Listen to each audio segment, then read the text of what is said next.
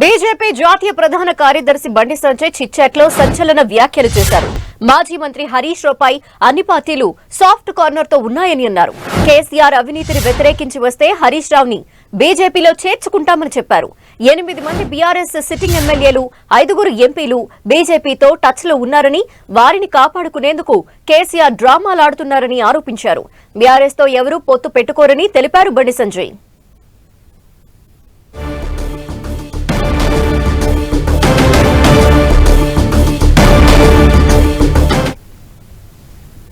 బండి సంజయ్ వ్యాఖ్యలకి సంబంధించిన డీటెయిల్స్ మా ప్రతినిధి అజయ్ అందిస్తారు. అజయ్. లక్ష్మి, బీజేపీ రాష్ట్ర అధ్యక్షుడు బండి సంజయ్ సంచలన వ్యాఖ్యలు చేశారని చెప్పుకోవచ్చు. ఒకవైపు బీఆర్ఎస్ తోటి పొత్తు లేదు, పొత్తులపై స్పష్టత ఇస్తూనే మరోవైపు బీఆర్ఎస్ కు సంబంధించినటువంటి నేతలు మాకు టచ్ లో ఉన్నారంటూ ఆయన కామెంట్ చేయడం అయితే ఇప్పుడు పొలిటికల్ సర్కిల్లో హాట్ టాపిక్ గా మారిందని చెప్పుకోవచ్చు. ముఖ్యంగా చూసుకున్నట్లయితే ఏదైతే గత కొంతకాలంగా బీజేపీ బీఆర్ఎస్ పొత్తు పెట్టుకుంటుందంటూ పెద్ద ఎత్తున వార్తలు వస్తున్నాయి. పొలిటికల్ సర్కిల్లో చర్చ కూడా జరుగుతుంది. దీనిపై బీజేపీ జాతీయ ప్రధాన కార్యదర్శి బండి సంజయ్ ఒక క్లారిటీ ఇవ్వడం జరిగింది. బీజేపీకి బీఆర్ఎస్ కు ఎలాంటి పొత్తు ఉండదంటూ కూడా ఆయన స్పష్టం చేయడం జరిగింది.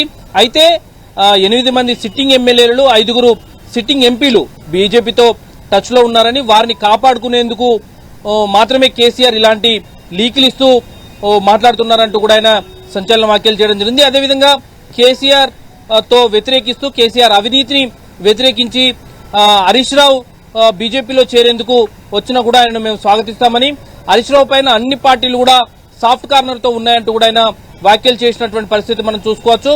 ముఖ్యంగా ఎంపీ ఎలక్షన్స్ దగ్గర పడుతున్న వేళ బండి సంజయ్ చేసినటువంటి వ్యాఖ్యలు అయితే కొంత హాట్ టాపిక్ గా మారినాయని చెప్పుకోవచ్చు. ఎందుకంటే అనేక స్థానాల్లో బీజేపీ ఇతర పార్టీల్లో ఉన్నటువంటి బలమైన అభ్యర్థుల కోసం అన్వేషిస్తున్నటువంటి పరిస్థితి. ముఖ్యంగా ఖమ్మం, జహీరాబాద్, నల్గొండ, వరంగల్, అదేవిధంగా ఇటు చూసుకున్నట్లయితే పెద్దపల్లి లాంటి నియోజకవర్గాల్లో ముఖ్యంగా కాన్సన్ట్రేషన్ చేసినటువంటి పరిస్థితి మనం చూసుకోవచ్చు.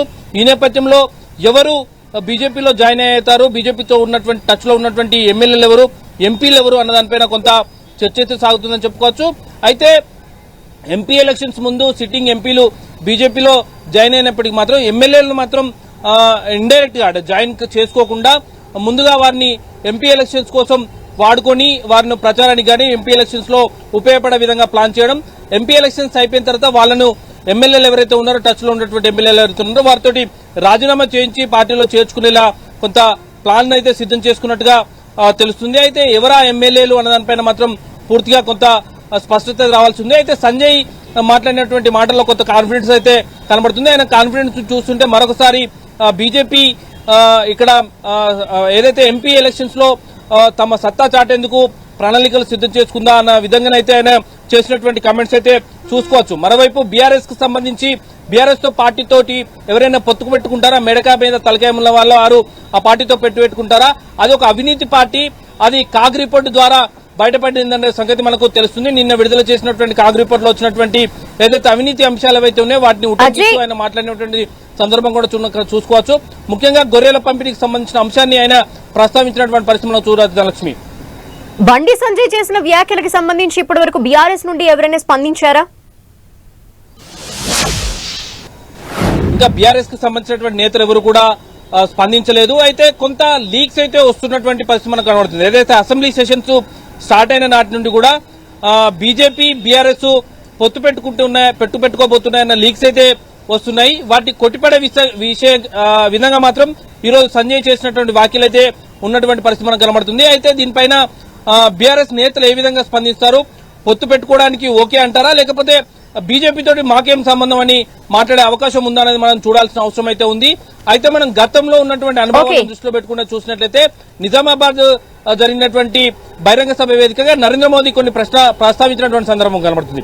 కేసీఆర్ ఎన్డీఏలో చేరేందుకు నా దగ్గరికి వచ్చారు, కానీ నేను విముఖత వ్యక్తం చేశానంటూ కూడా చేసినటువంటి కామెంట్లు అప్పట్లో సంచలనం రేకెత్తినటువంటి పరిస్థితి కనబడుతుంది. ఇప్పుడు మరోసారి బీజేపీని పొత్తు పెట్టుకునేందుకు బీఆర్ఎస్ ప్రయత్నిస్తున్నప్పుడు కూడా బీజేపీ దాంట్లో మాత్రం వ్యతిరేకిస్తున్నట్టుగా ఈ రోజు సంజయ్ చేసినటువంటి వ్యాఖ్యల ద్వారా స్పష్టమవుతుంది. పూర్తిగా పొత్తుల విషయాన్ని మాత్రం ఒక క్లారిటీ ఇస్తూ ఆయన కొట్టిపడేసినటువంటి పరిస్థితి మనం చూసుకోవచ్చు. Lakshmi, okay, thank you Ajay.